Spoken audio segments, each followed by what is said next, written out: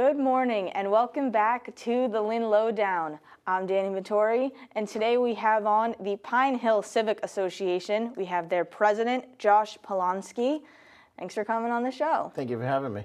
Of course. So would you mind just starting out a quick overview of what the association does, like who's involved with it? So the Pine Hill Civic Association is part of the Pine Hill neighborhood. It's a community organization. We, the neighbors of anywhere around, what's considered Pine Hill in the city of Lynn, are able to be members of that. We try to do community service projects, or we also try to give. Trying to think of a good way to word it. We try to provide some fun family activities within our own neighborhood for the kids and the families that live in our area. Yeah, it does. It sounds like a fun time. Do you happen to know how many businesses or people are members or involved? So we don't have any businesses that are members. It's all the rules for membership. If you want to consider it, the rules for membership would be you have to live within the Pine Hill community, and we charge a financial charge a fee of $25 for the year for a family membership, and that covers your entire household. That fee covers a lot of the events. You've been to the craft fair. Yes. We had you guys out at Haunted Happenings. Mm-hmm. Those kind of events, our members can come down and take part in for that membership fee. Throughout the course of the year, we have some other events that they're able to take part in, and that is that's what the fee covers. Mm-hmm. Oh, it covers some of the events that you put on, like you said, the family fun events. The family fun. So we've got a 4th of July event. We've got Haunted Happenings, our two biggest events for the year. We also try to do some other events throughout the year. A wintertime party. We do, and after the school year ends, we do a movie night for the families of Pine Hill. And those financial costs that we incur as an organization to put those events on is what those membership costs go towards. Yeah, makes sense to me. And you said you have to live within the Pine Hill district, of course, but then how would a family sign up for, or not sign up, but I don't know the right word to use, but join. Right, so generally our membership year runs from July 4th is when it's historically been in the past. We start our membership year at July 4th. That was always our big premier event, even going back to before we had Haunted Happenings and things like that. So you just fill out a simple membership application. Let's get your name, address, family. We don't even ask for family income or anything like that. We just ask for members of the family. What school do your kids go to if you have kids? If not, just what address. We always look for volunteers within the neighborhood to help out at help out at different events, to pull these events together. Leading up to the events, we ask for if people are around to volunteer their time as well to help prep for the events. Yeah, because the events you put on, they're pretty big, they're impressive. I remember I went to the craft fair, we had another person cover Haunted Happenings, and they are these very big, impressive events. Thank you, I appreciate that. So it does take a lot leading up to any given event. A lot of these events that we've done in the past, it's been the same group of people for quite a while running the event, so a lot of it becomes kind of a muscle memory and familiarity with, okay, here's what we need to do leading up to Haunted Happenings. Here's our timeline.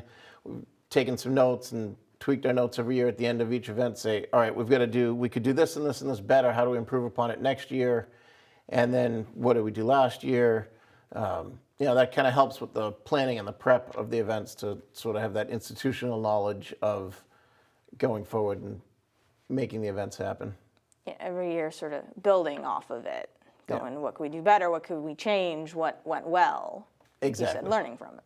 So as the president, what do you do? What are your sort of specific responsibilities? So as the president of the organization, I try to make sure that our board members, we try to stay in touch. We don't even have regular monthly meetings or weekly meetings or anything like that, but more so as the time ticks towards one particular event, I reach out generally first via email to our board members that we have and say, hey, we've got Haunted Happenings coming up. Everybody's still available. Why don't we meet together real quick and let's talk about what we need to do, who's available, what are the dates, here's 3 dates I can put out there. So try to kind of head end the initiation of, the initial planning of, here are the dates, here's the timeline.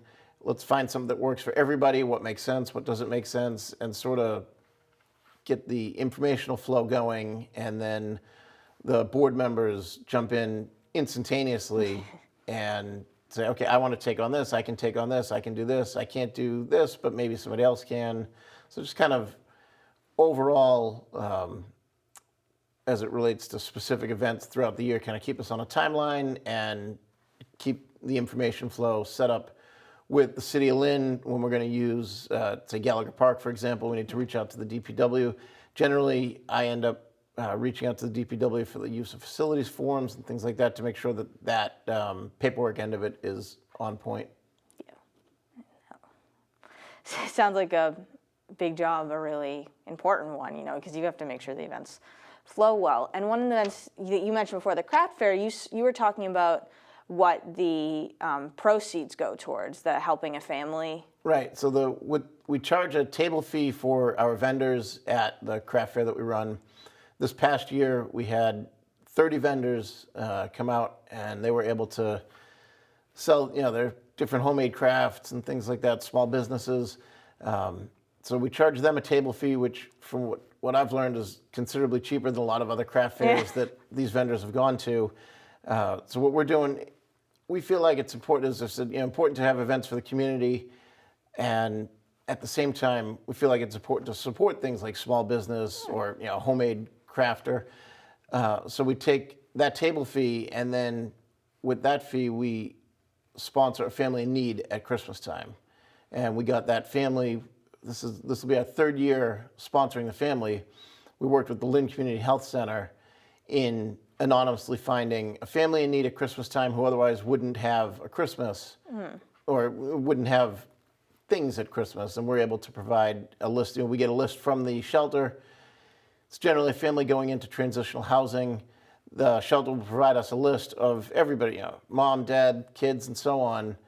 This is the list. These are the needs, and then we, to the best of our ability, fulfill that entire Christmas wish list for the family. And that is the money that we collect from the craft fair goes directly to that program that we've done. I love that, though. You said giving back, and you want the holidays to not be a stressful time for these families. You want to give them something that's nice, that's fun. Right. It should be. I feel like it should. The holidays should be a fun time. Whether it's, Christmas, if you celebrate that, Thanksgiving, Easter, no matter what it is, anytime you're leading into a holiday, it should be a fun time for your family to be able to get together and enjoy each other's company. And if you've got to worry about the stresses of, if you're a parent, I've got 2 kids. I know my kids have their wish list for these holidays and birthdays and so on. And as a parent, any parent wants to try to provide the best they can for their kids.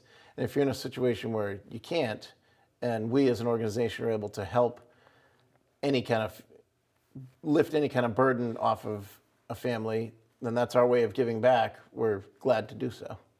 I do. I love that. And it led into a little bit one of my final questions of why do you think the association is so important? You just stated a really big one, giving back to the community. So I feel like it's in the news, in news and everything, you always hear bad stories, whether it's about all the big cities, Lynn, Lowell, Lawrence.